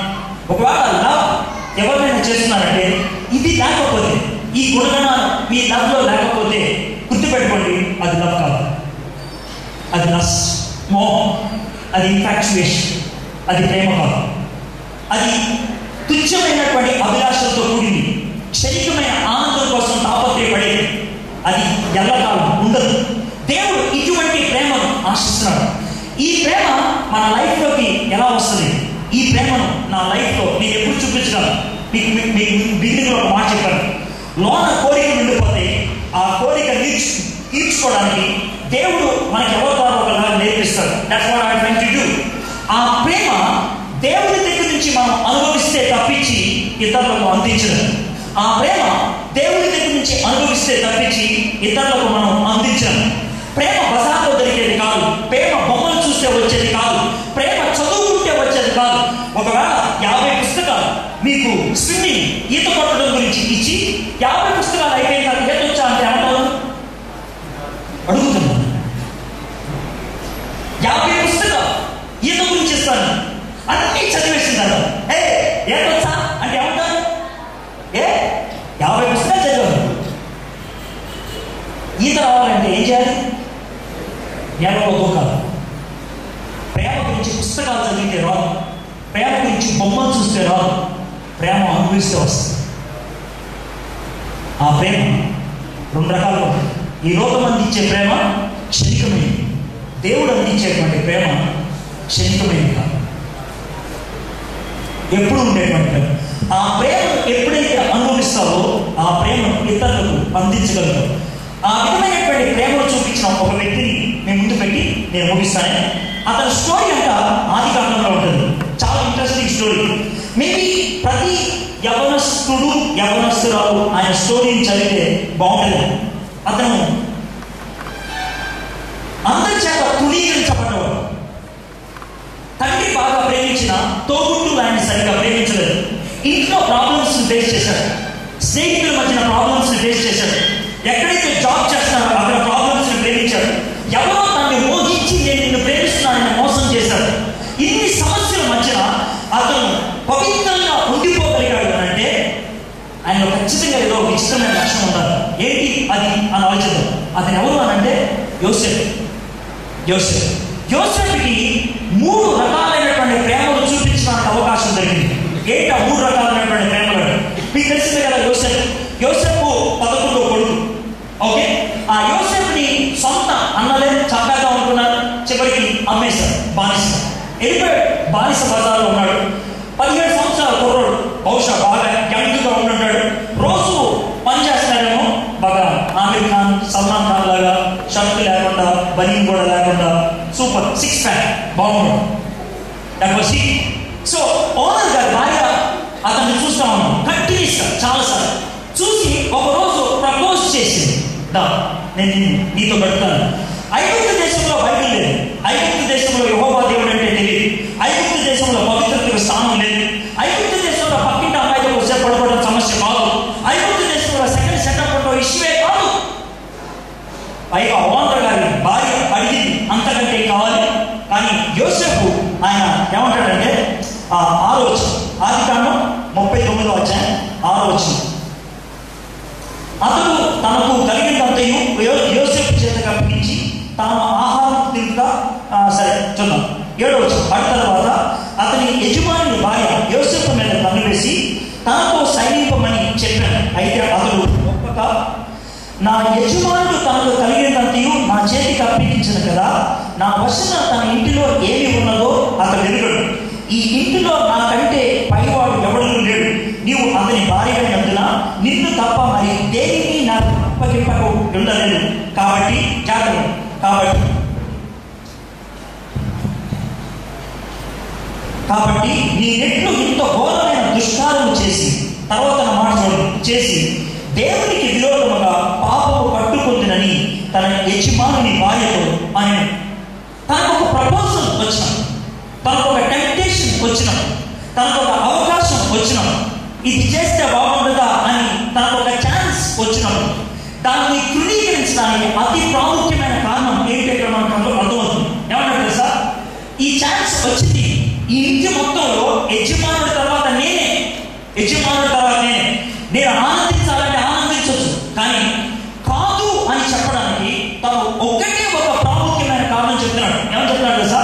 ఇది చేసి దేవునికి విరోధంగా నేను ఎలా పాపం చేయను? ఇది చేసి దేవునికి విరోధంగా నేను ఎలా పాపం చేయను? How can I do this and commit sin against God? How can I do this అంటే తన తలంపుల్లో దేవుడు ఉంచుకున్నాడు కాబట్టి పాపం చేయకుండా ఉన్నాడు. ఇందాక దేవదాసయ్య గారు ఒకే ఒక వచనం చదివి వినిపించారు. ఒకవేళ యవ్వన జీవితంలో పవిత్రతలు కీలకమైనటువంటి వచనం ఏదైనా ఉంది అంటే అదే, నేను పాపము చేయకుంటున్నట్లు నీ వాక్యమును నా హృదయంలో దాచుకున్నాను. 119 కీర్తన 11వ వచనం. ఒక యవ్వనస్తుడు తన జీవితాన్ని ఏ విధంగా సరి చేసుకుంటాడు? నీ వాక్యాన్ని బట్టే కదా. 9వ వచనం. God's word helps us to overcome temptation. మళ్ళీ చెప్తాను, God's word helps us to overcome temptation. మంచి అన్నం తిన్నవాడు మురికి అన్నం తినడు, మంచి నీళ్లు తాగేవాడు మురికి నీళ్లు తాగడు, మంచి ప్రేమను అనుభవించేవాడు మురికి ప్రేమ జోలికి వెళ్ళడు. వాక్యం నా హృదయంలో ఉంటే శోధన జయించగలుగుతాడు. My friends, there is no shortcut for this. దీనికి షార్ట్ కట్ లేదు, దీనికి లేదు. ఎవరైనా 10 మందితో ప్రార్థన చేసుకుంటే పాపం చేయడం ఆపేస్తావా? లేదు, జరిగేది కాదు. 4 రోజులు ఉపవాసం ఉంటే జీవితంతో పాపం చేయడం మానేస్తావా? లేదు. 4 రోజులు ఉపవాసం ఉంటే 40 రోజులు మానేస్తావు, అంతే. ఆ తర్వాత మళ్ళీ స్టార్ట్ అవుతుంది. వాక్యము అనుదినం చదవాల్సిందే, దేవుడితో అనుదినం గడపాల్సిందే. If you don't spend time with God, you will be spending time in the world. దేవుడితో సమయం గడపకపోతే లోకంలో నీ సమయాన్ని గడుపుతావు. There is no shortcut. Please, మీకు ఏ విధంగా చెప్పాలో నాకు అర్థం కావట్లేదు. That's where you can experience God's love. దేవుని వాక్యములో దేవుని ప్రేమను అనుభవిస్తావు. ఎలాగా? నీ స్నేహితులు పంపించే మెసేజ్ లో ప్రేమను ఏ విధంగా చూడగలుగుతావో, దేవుడు పంపించిన ఈ మెసేజ్ లో దేవుని ప్రేమను చూడగలుగుతావు. ఆ ప్రేమను అనుభవిస్తున్నప్పుడు, ఆ ప్రేమతో నీ జీవితాన్ని నింపుకున్నప్పుడు ఈ లోకంలో వచ్చేటువంటి ఈ తుచ్చమైనటువంటి నీచమైనటువంటి ఛాన్సెస్ ని నో అని నువ్వు చెప్పగలవు. నో. యోసేపు ఇరాస్ లాలో పవిత్రంగా ఉండగలిగాడు. ఎందుకో తెలుసా? దేవుణ్ణి తన హృదయంలో పెట్టుకున్నాడు కాబట్టి. ఇది మొదలు. రెండోది స్కార్చెర్ 48వ అధ్యాయం, ఆదికాండం 48వ అధ్యాయం. స్టోరీ లాగా చెప్పేస్తాను. యాకోబు యోసేపు దగ్గరికి వచ్చాడు. వచ్చి, బాబు నీ చెయ్యి నా చెయ్యిని పెట్టాడు. పెట్టిన తర్వాత నాకు ఒక వాగ్దానం చేయాలి. ఏంటంటే, నేను చచ్చిపోతాను, నేను చచ్చిపోయిన తర్వాత నన్ను ఇక్కడ పాతి పెట్టదు. ఎందుకంటే ఇది మన దేశం కాదు. దేవుడు మనల్ని అక్కడికి తీసుకెళ్తాడు, వాగ్దానం చేసిన దేశాన్ని. నన్ను తీసుకెళ్ళి అక్కడే పాతి పెట్టుకోమన్నాడు. యోసేపు అలా చచ్చిపోయిన తర్వాత కొన్ని రోజులు ఏడ్చిన తర్వాత రాజుగారి దగ్గరికి వెళ్ళాడు. రాజుగారు మా నాన్నగారికి వాగ్దానం చేశారు, ఆయన తీసుకెళ్ళి మా తాతోడు సమాధి దగ్గర పాతి పెట్టి వస్తాను మక్కల. సరే బాబు తీసుకెళ్ళండి. పాపం ప్రయాణం చేసి వెళ్ళి సమాధి చేసి వచ్చాడు. నాకు ఎప్పుడు అనిపిస్తుంది, తండ్రి మీద అటువంటి మమత, అటువంటి ప్రేమ ఎందుకు వచ్చింది? తనలో దేవుడు ఉన్నాడు కాబట్టి. దేవుడు ముందు వాగ్దానం చేశాడు, దేవుడిని వాగ్దానంలో పెట్టుకున్నాడు కాబట్టి తల్లిదండ్రులను గౌరవించాడు. ఇక్కడ చాలా మంది యంగ్ పీపుల్ ఉన్నారు. బహుశా మీ డాడీ తాగుపోతేమో, మీ మమ్మీ తిరిగిపోతేమో, but let me tell you one thing, తాగుపోతేనా తిరిగిపోతేనా వాడు నీ డాడీ, నీ తల్లి, నీ మమ్మీ. వాడిని ప్రేమించబద్దులుగా ఉన్నాడు. ఎందుకు? దేవుడు ఆజ్ఞ. ఒకే ఒక ఆజ్ఞ దీవెనతో కూడింది. నీ తల్లిని నీ తండ్రిని సన్మానించు. ఎందుకు? ఈ లోకంలో దీర్ఘాయుష్మంతులు అవ్వాలి. It's a condition. If you don't do this, వాడు తాగుపోతండి ఆయన ప్రేమించు, వాడు తిరిగిపోతండి ఆయన ప్రేమించు. You have to love. ఇది ఎలా సాధ్యం? Again I want to tell you, దేవుడిని చూస్తే అది అర్థమవుతుంది. దేవుడి ప్రేమను అనుభవిస్తే. దేవుడు మన అందగాళ్ళని ప్రేమించాడా? మన పోటీగాళ్ళని ప్రేమించాడా? మన మంచోళ్ళని ప్రేమించాడా? మనం ఆయన ప్రేమించాం కాబట్టి ప్రేమించాడా? మనం శత్రువులమైన ఉన్నప్పుడు కూడా ఆయన మనల్ని ప్రేమించాడు. ఆయన మొహం చీకొట్టినప్పుడు కూడా మనల్ని ప్రేమించాడు. ఆ ప్రేమను అనుభవించిన మనం ఆ ప్రేమను అందించకుండా ఉండలేదు. ఆ ప్రేమను అనుభవించిన మనం ఆ ప్రేమను అందించకుండా ఉండలేదు. Scotch love. మూడోది, ఈ వార్త మీకు వచ్చిన చూపించాలనుకుంటున్నాను. ఆదికాండం 50వ అధ్యాయం. ఆదికాండం 50వ అధ్యాయం.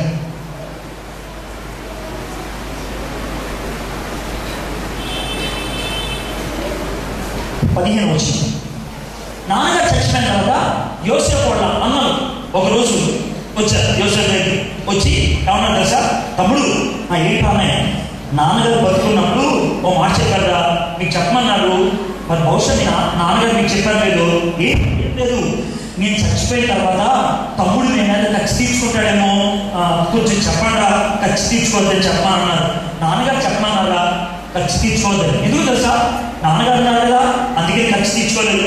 నాన్నగారు పోయారు, ఇప్పుడు మన మీద ఖర్చు తీర్చుకుంటాడేమో అని భయపడి చెప్తూ ఉంటే యోసేపు అన్న మాట నాకు చాలా ఆశ్చర్యంగా అనిపించింది. 50-15 యోసేపు సహోదరులు తమ తండ్రి మృతి పొందుట చూసి, ఒకవేళ యోసేపు మన ఎంతో పగబట్టి మనం అతనికి చేసిన కీడంతటిని చొప్పున మనకు నిశ్చయంగా కీడు జరిగించుకున్ననుకొని యోసేపు నాకు ఇలాగ వర్తమానం పంపి, నీ తండ్రి తాను చావక మునుపు ఆజ్ఞాపించినదేమనగా, మీరు యోసేపుతో నీ సహోదరులు నీకు కీడు చేసేది కనుక దయచేసి వారి అపరాధమును వారి పాపమును క్షమించమని అతనితో చెప్పుడనని.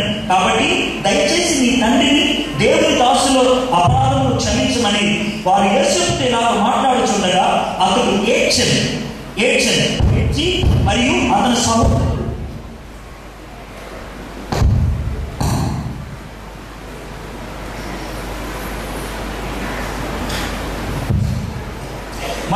సహోదరుడు పోయి అతను ఎదురు సాగిలపడి, ఇదిగో మేము నీకు దాసులమని చెప్పగా, యోసేపు ఆ మాట వినండి 19, భయపడకుడి, నేను దేవుని స్థానమందున్నానా?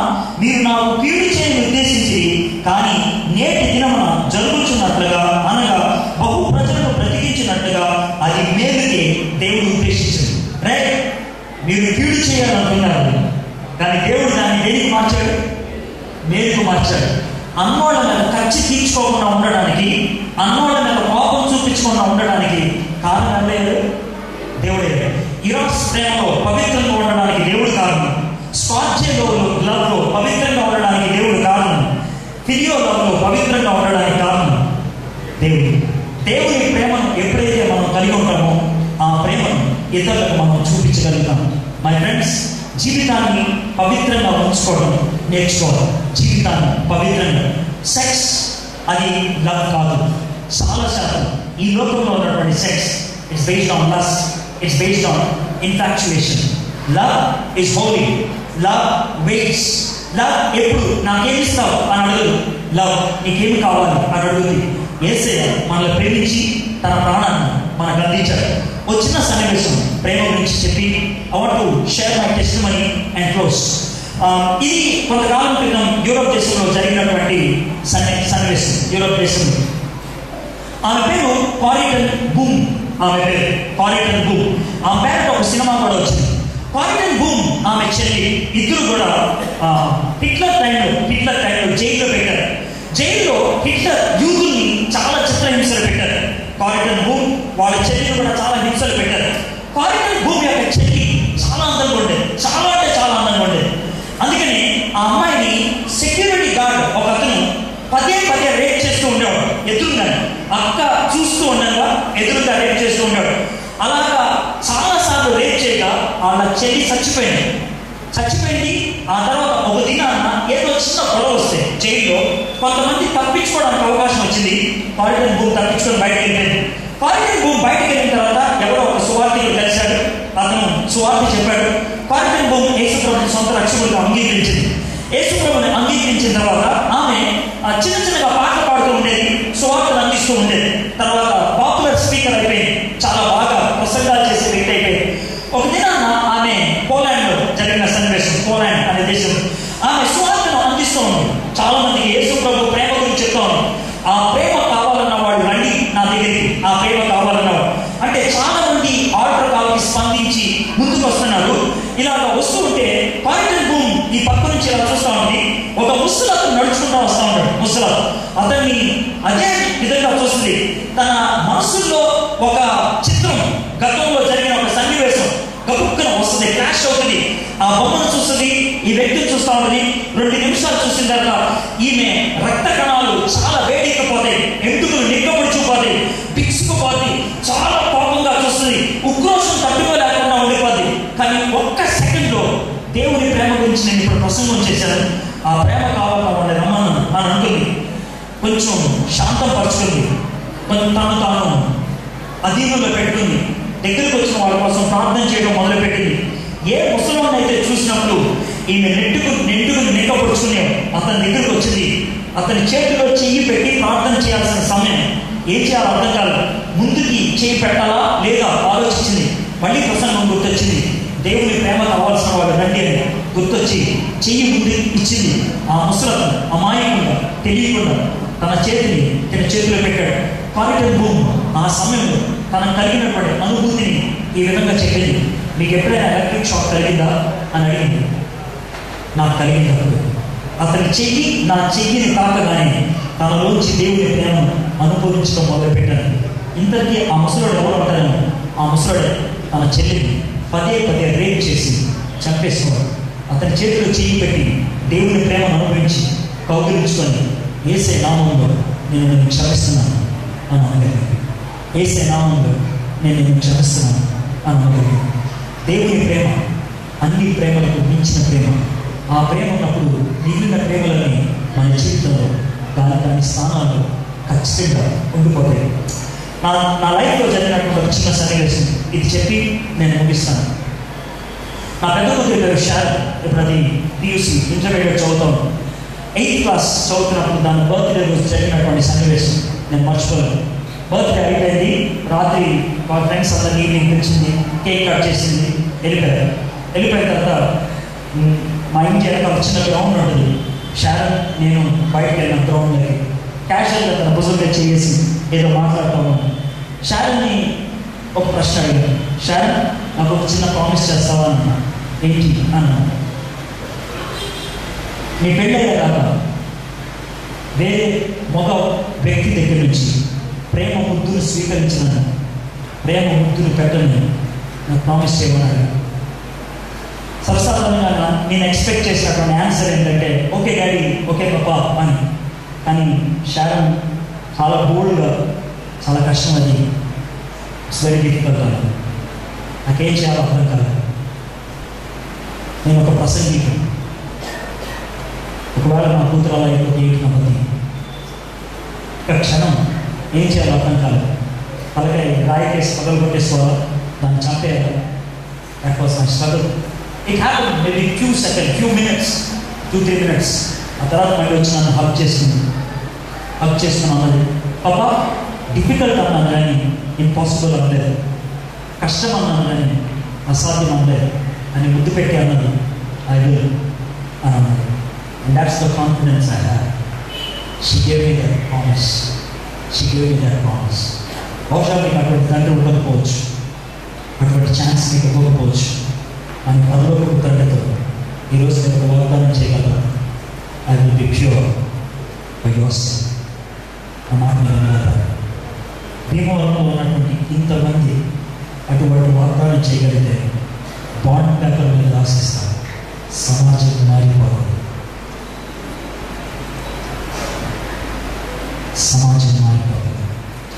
Can you do that? That's true love. True love means కవంచని అనుమతిని ప్రార్థన చేస్తున్నాను.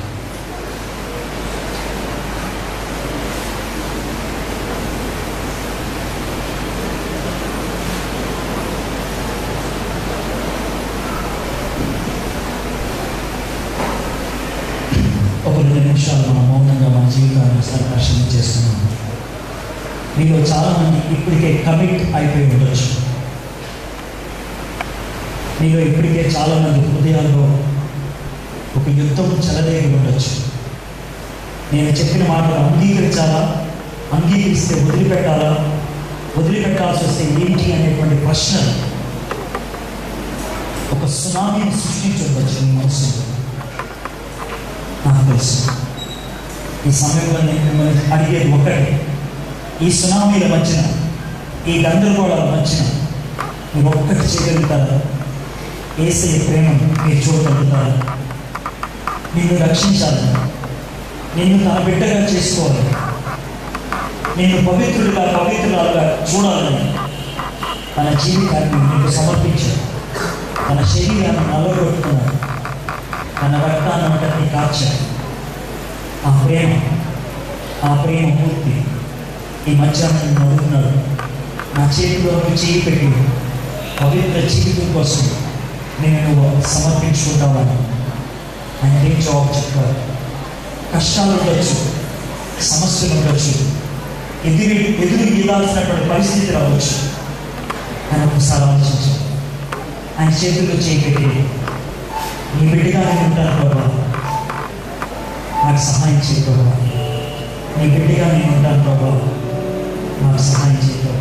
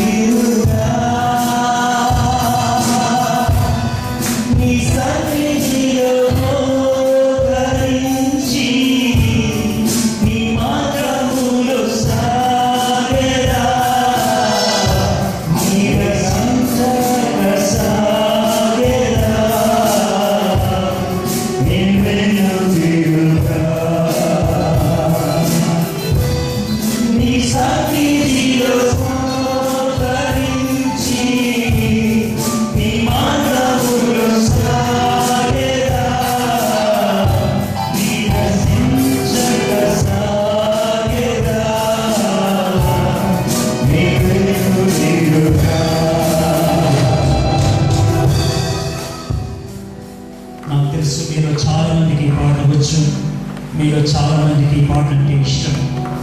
కానీ ఈరోజు బహుశా ఈ పాట అందరూ పాడటానికి యోగ్యులు కాదేమో. నువ్వు యోగ్యుడిని యోగ్యురాలిని అవ్వాలి అనుకుంటే ఈ పాట నీ ప్రార్థన కావాలి, ఈ పాట నీ వాగ్దానం కావాలి. నిన్నే ప్రేమిస్తాను ప్రభా, నిన్నే వెంబడిస్తాను ప్రభా, నీకే నా జీవితాన్ని ఆశిస్తున్నాను ప్రభా. కష్టం కావచ్చు, నష్టం కావచ్చు, అది నీ నిర్ణయం అయితే మళ్ళీ ఈ పాట 2 సార్లు పాడతాం. ఇది నిజంగా నీ ప్రార్థన అయితే, నిజంగా ఈరోజు అటువంటి వాగ్దానం దేవుడితో చేయాలని ఇష్టపడుతుంటే, నువ్వు పాడాలి అనుకుంటే, ఎవరైతే పాడదలుచుకున్నారో లేచి నిలబడి ఈ పాటను హృదయపూర్వకంగా పాడండి. లేచి నిలబడడానికి నీకు దమ్ము లేకపోతే, నీకు ఇష్టం లేకపోతే, నేను నువ్వు సమర్పించుకోకపోతే పాడాల్సిన అవసరం లేదు.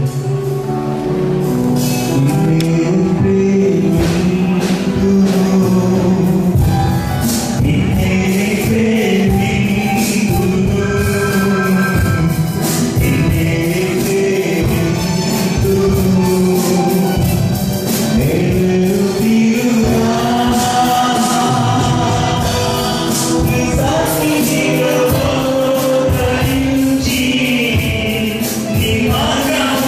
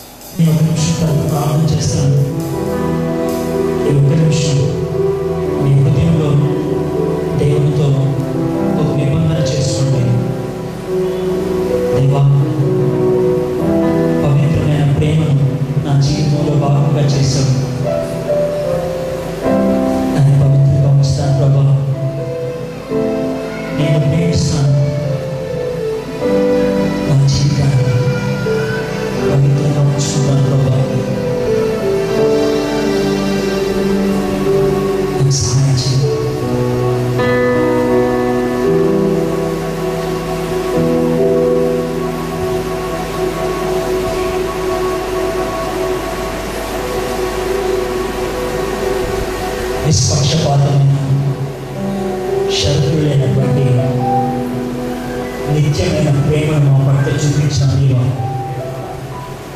నీ ప్రేమ గొప్పది, నీ ప్రేమ తృప్తిపరిచేది, నీ ప్రేమ క్షమానించేది, నీ ప్రేమ పడిపోయిన వాడిని నింపేది ప్రభు. నీ ప్రేమ శాశ్వతమైనది. అటువంటి ప్రేమ మాకు అందించడానికి ఇష్టపడ్డావు. ఆ ప్రేమను రుచించుకోగలిగే అవకాశాన్ని మాకు ఇచ్చి, ఈ లోకంలో సాతాను తుచ్చమైనటువంటి ప్రేమను, క్షితికమైనటువంటి ప్రేమను, దోచుకునేటువంటి ప్రేమను, కింద పడేసేటువంటి ప్రేమను మాకు అందిస్తూ ఉంటే అనేక మంది జీవితాలు పాడు చేసుకుంటున్నారు బాబు. ఒకవేళ అటువంటి పరిస్థితి బానిసలైన వాళ్ళు, పడిపోయినటువంటి వాళ్ళు ఈ రోజు ఉన్నారు బాబా. వాళ్ళని సైతం లేవడానికి ఇష్టపడే వాళ్ళని సైతం అంగీకరించడానికి సాహసించే ప్రేమని ఈ వందనా చేస్తాం ప్రభా.